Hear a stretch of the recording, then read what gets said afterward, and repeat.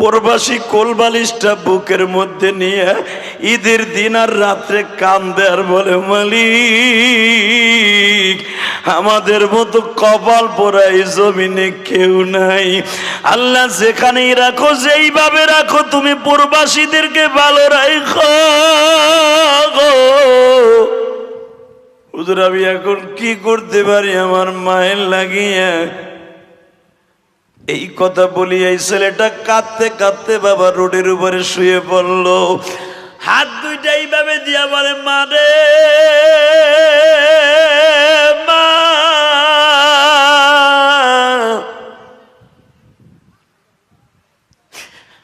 আমারে মালয়েশিয়ায় পাঠাইয়া তুমি চলে যাবা, আমি কোনোদিনও কল্পনা করি নাই রে মা।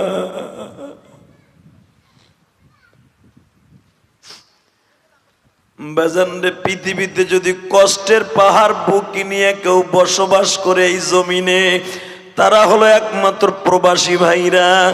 ওই প্রবাসী ভাইদের মতো কষ্ট এই জমিনে কেউ নাই রে।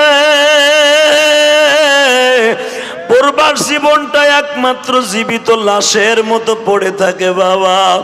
সারাদিন কাজ করিয়া যখন বালিশটা মাথায় দিয়ে আমার প্রবাসী ভাইরা রাত্রে ঘুমাইতে যায়, ঘুমাইতে গেলেই যদি বিয়ে করে থাকে, ছেলে মেয়ে হয়, ছোট বাচ্চার কথাটা মনে পড়িয়া যায়, বিবির কথা মনে পড়িয়া যায়। যদি বিয়ে করে না থাকে, মায়ের কথা মনে পড়িয়া যায়। মায়ের চেহারাটা চোখের সামনে ভাসি আর বলে, মা গো মা, এই প্রবাসে থাকি মা, তুমি কেমন আছো জানি না গো মা। প্রবাসীর চোখের পানিতে বাবা বালিশ ভিজে, তাদের পানি আমার মাওলা ছাড়া কেউ দেখে না। এ টাঙ্গাইলের যুবক ভাইরা, তোমরা যারা বিদেশ থাকো তোমরা বুঝবা, এই যে কোরবানি যায়, ঈদ যায়, কোরবানির টাকা ঠিকই পাঠায়, বাবারে গরু কেনার টাকা ঠিকই পাঠায় দেয়, কিন্তু প্রবাসীর কপালে এক টুকরা গোশ হয় না বাবা। ঈদের মার্কেট ঠিকই প্রবাসী পাঠায় দেয়, ঈদের সিন্নি সীমায় প্রবাসীর কপালে হয় না।